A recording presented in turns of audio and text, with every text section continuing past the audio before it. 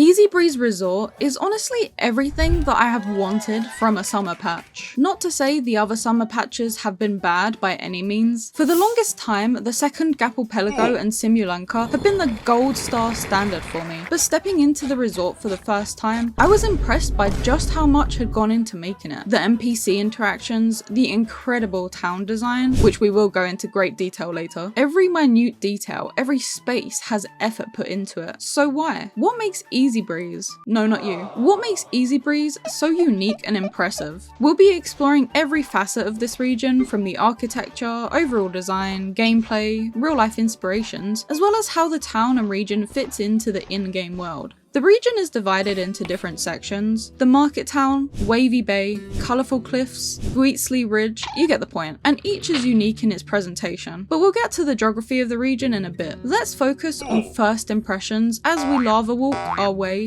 to the Market Town. This is Easy Breeze Resort, where the air is breezy and the life is easy? If you're looking for that true beach experience, head on over to Wavy Bay, bask in the sun, hit the waves, or even the super safe slide. And don't worry, this isn't a real Bakunawa, I think. Take a hot air balloon ride over the colourful cliffs and sightsee the beautiful flower fields. You might just want to steer clear of this area for your own safety. On our arrival, we are met with an actual dock. Guys, I did not think it was possible in Natlan. And, This building is our first glimpse into Easy Breeze's architectural direction. There's a short walk as the region starts to introduce us as the players to new mechanics, as well as an entirely new environment. Loads of stalls and spots to stop at before we've even arrived at the town. There's a place where guests can pick up balloons and colour them, many photo opportunities. Okay, everyone say, why do they never miss? Why do they never miss?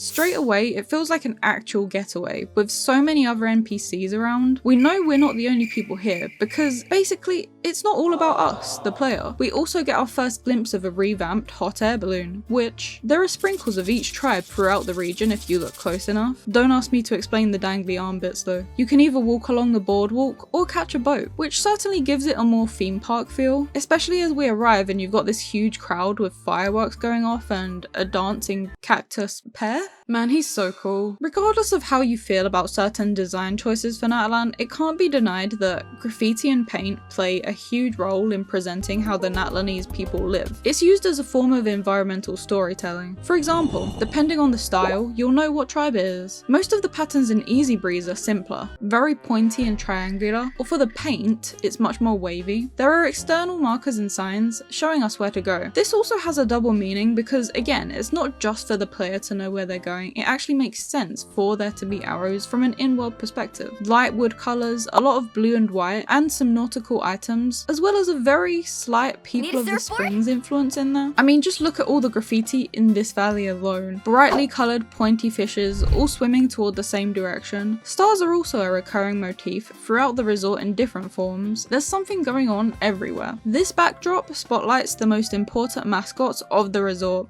the souls of the dead.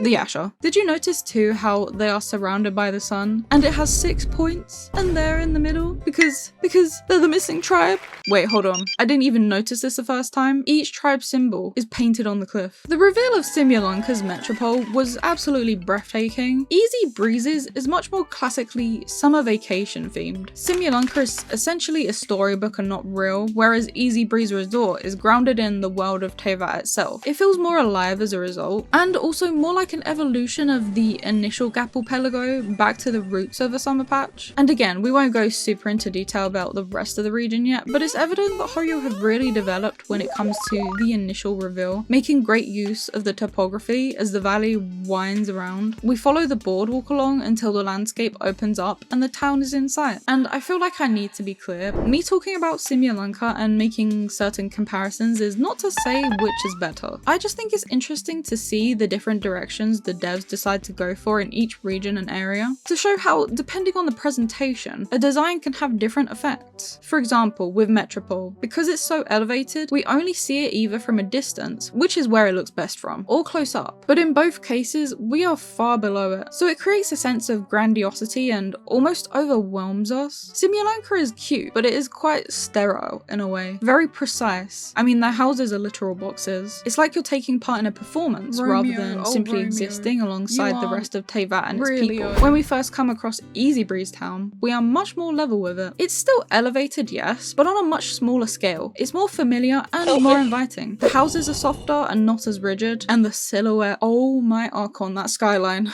We all know that a video game city is never going to be realistic and to scale, so devs need to make it feel like a city without actually being one. And techniques they employ follow real-world architectural principles. You know how when we think of certain cities, we conjure in our heads the iconic skylines? Every building has been placed in a way so it does exactly that, so we remember it. And this is before we have even stepped foot into the town. Coming up from the valley and crossing the river, there's a very clear edge that allows us to take in the whole of the town. The buildings work together to lead our eyes in a certain direction. Each building has unique visuals, but they don't clash, and you can still see the visual connections, so they aren't too distinct from one another. In terms of the visual scope, we have an overlap of the buildings, some appearing behind others, but the shapes and sizes are different depending on placement. The ones in the backdrop are smaller, but have more width to them, whereas this group of buildings gradually get taller, but are also thinner. Our depth of vision is increased as we can see all the way to the market, and the curvature of, well, everything in the town makes the entire place feel like it's flowing, like you're flowing from one destination to the other. The curves and slopes give us perspective and maintain the radial direction we are meant to head in. Every element essentially works together to tell us this is where we should go, away from the river and up toward the center. Where, to add on to this just a bit, we once again see some verticality and layering going on. It makes the town seem larger than it is, but it's not imposing. The way the buildings have been framed, the gaps in between, suggest a sense of flow, airflow quite literally, which allows it to feel open. Easybreeze Town as a whole is well oriented. You see, Fontaine, bigger doesn't always mean better. So let's get deeper into the hows and whys. When you look really closely, you'll see that Easybreeze Town is pretty much just a single street. It's barely a settlement, let alone a town, but you wouldn't realize that because of how the devs have presented it. It is a meticulously planned out space, yet it doesn't feel like it. What are you doing? You're not the thinker. There are a myriad of influences to consider when it comes to a town, much less a video game one, such as the environment, the meaning of the area, its history and function, the list goes on. But I wanted to first go over the 5 types of elements of the city, or town in our case, from Lynch's The Image of a City. These are paths, edges,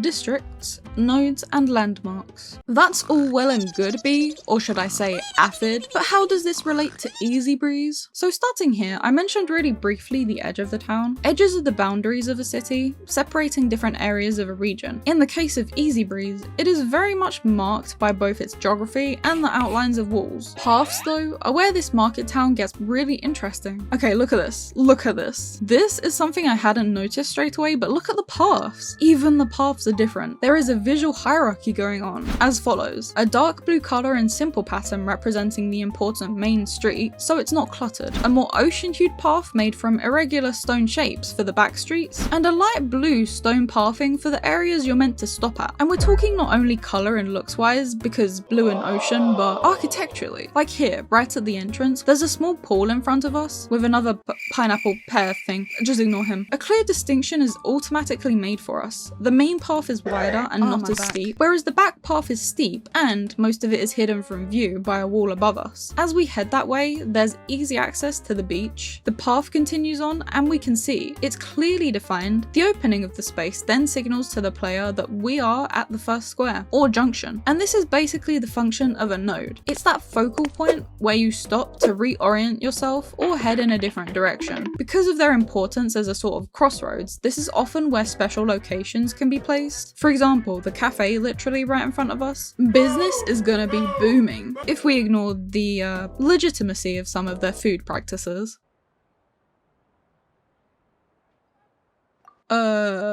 Did we just get someone fired? There's also the floor paint and an increase in items such as lamps and benches that make this even more obvious. And as it's where traffic tends to congregate, events likely take place here too, of which we see during the quest. When I tell you, everything serves a purpose. Well, okay, maybe not everything. Like even this little extended part, it's multifunctional. A back street hidden away by the shade so you know it isn't of importance, but still provides a world building point by allowing NPCs to rest underneath, and a small painting minigame too. And above, it's being used as outdoor seating for the nearby cafe. There has been clear thought put into so much of this town, it's really impressive. I could go on for hours about every little nook and cranny in this place, but well, we'd be here for hours. Linking each district is this wide, dark blue street. As mentioned earlier, the town is more or less one straight line, but because of its layout, it doesn't feel like it. Districts are usually observed through concentration of a certain characteristic along a particular street or area of a town. Most easily recognizable is some kind of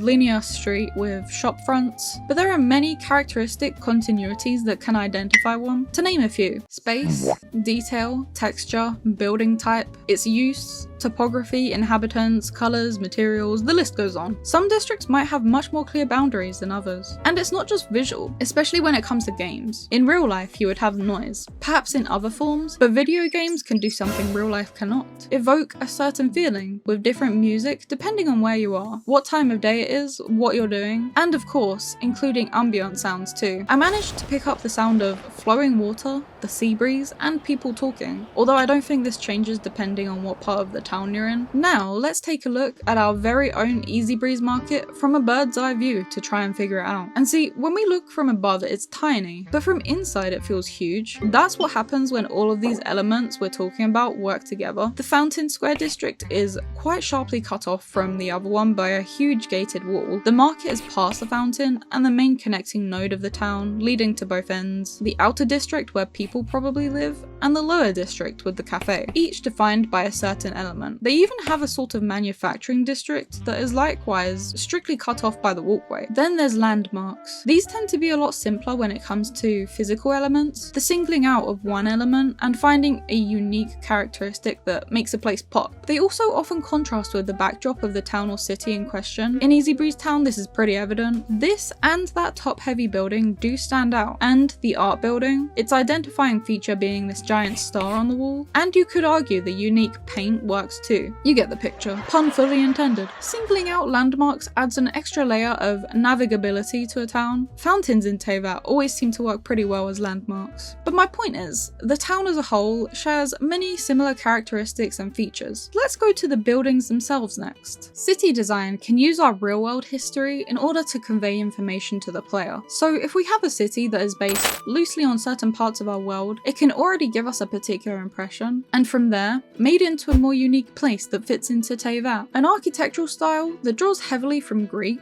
more specifically Cycladic style, but still distinctly its own. The Cyclades Isles style is characterized by whitewashed cubic houses built very close to one another and often connected or even built on top of. More specifically, it likely takes heavy inspiration from Santorini, which is located along the Aegean volcanic arc. So the buildings are made from volcanic rock. This architecture is adapted to the environment and built with protection from light and heat in mind. Another visible element is the flat roof for use as a space, something we see in Easybreeze too, while other roofs are domed and typical colours are white and blue. Can you guess what time it is? It's furniture description time. I'm surprised it's taken me this long to bring up furniture descriptions, to be frank. Derivative?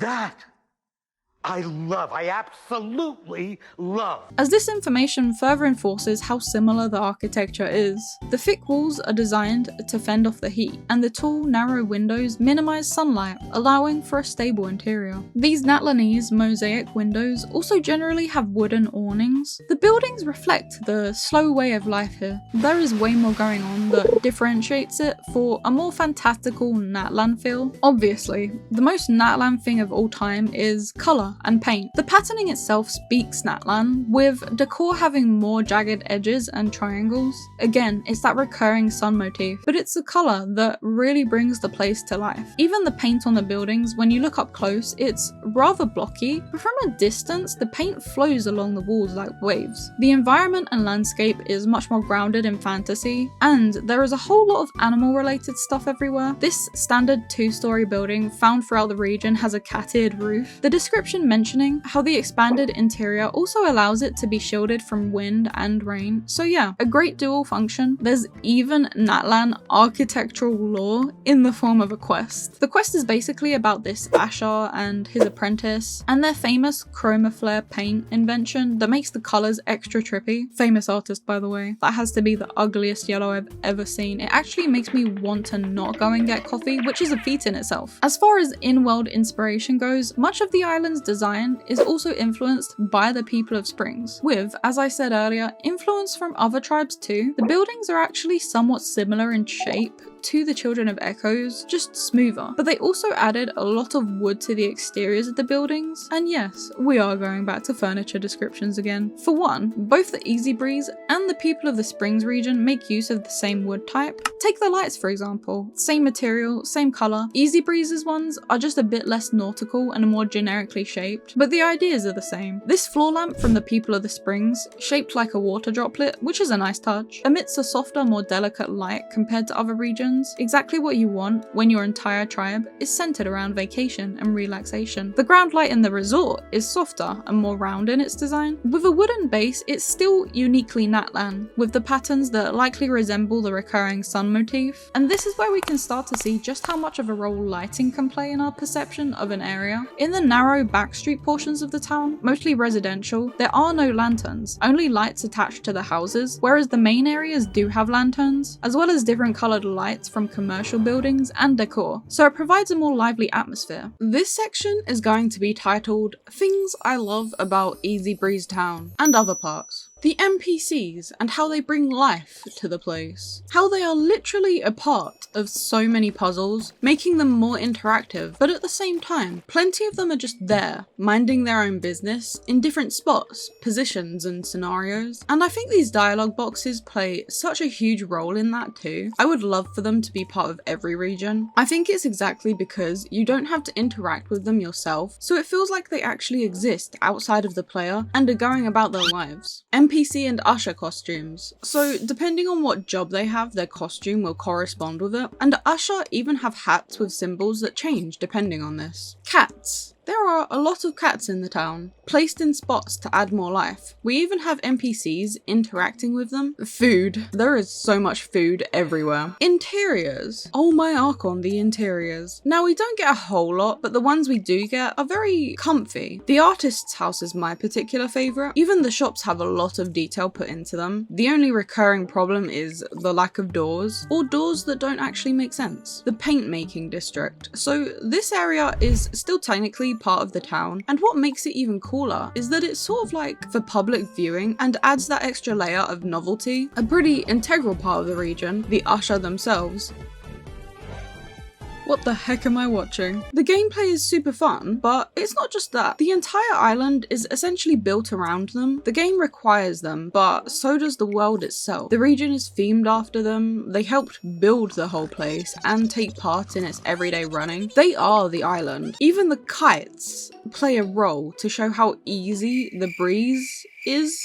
See, this is exactly what I mean. Don't let me get carried away. I'm just gonna move on for now. Now, we should take a brief look at the history of the region too. Easy Breeze Resort is on the island of Tenochtitlan. Here's the short of it. There was a king. The king went, and his follower ascended the throne, but was corrupted with power, and the people were like, nuh-uh, and killed him. It is highly likely that this is about Jablanka and Ochkan. The corrupt guy's followers were exiled from Natlan, splitting into two groups. One headed for Mondstadt, the other for Tenochtitlan. They wielded the power of Anemo, so this makes them the Lost Anemo tribe. Herein lies the problem. This lost settlement has no remnants on the island. I would say this is one aspect where the island lets us down a bit, because while there is history there, it is not as evident, especially not architecturally and archaeologically. Easy Breeze Town is the central hub for visitors to the island, but what about the rest of the region and the other districts? Easy Breeze is very much a theme park, separated into various districts, and each area creates an entirely unique atmosphere. First, let's establish what these other regions are and their purpose. Each one connects to a different character we journey with in the main quest. Wavy Bay is Mualani and is heavily influenced by the people of the Springs architecture and culture. It is the ultimate relaxation and tourist spot. Goeatley Ridge is Chuska's domain and the Flower Feather clans, and it lines up with the tribe's historical inspirations. Then, the Colourful Cliffs belongs to Bennett. Just Bennett. For this area, a bridge creates a hard line between here and the rest of the island, just as it did for the town. Colourful Cliffs is very much giving Rainbow Mountain in Peru. What in the Splatoon looking at? This region is meant to place emphasis on how important paint is to Natlan as well. Although it isn't as obvious, I would be inclined to say that this area has Masters of the Nightwind influence, mostly in its paint motifs, particularly the fields that are shaped like an eye. Reversing back now, before we head over to Wavy Bay, let's take a brief stop stop at Hoo-Ha Hill. Hoo-Ha Hill? So this is the direction you would be coming from for your first visit, and just look at that composition. It feels much larger because the depth pulls everything up. The stairs, the pathing not being straight, the framing of the buildings, and your focus being drawn to the yellow and blue buildings right at the tip. It's not surrounded by cliffs, but more open and airy. There's more nature and less people, so we automatically know that this is a place of rest. What makes Wavy Bay good? It has a map. It has a map.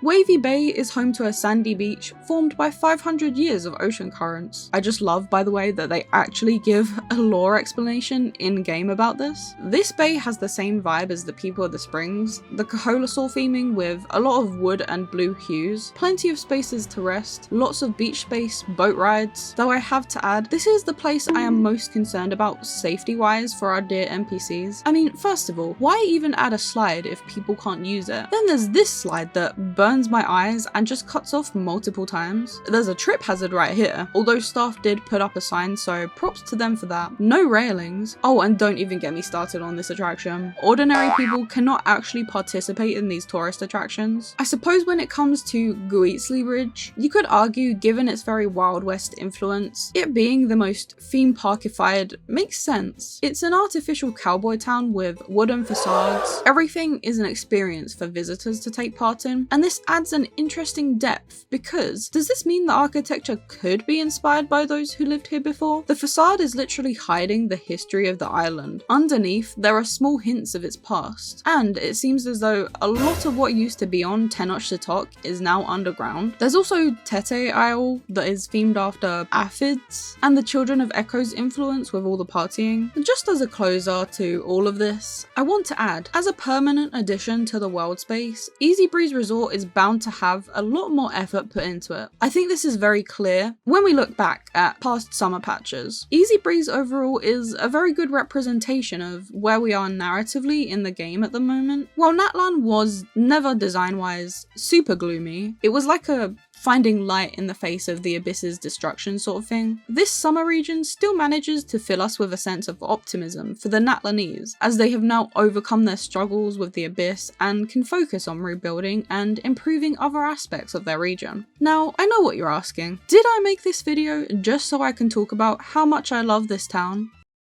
Maybe.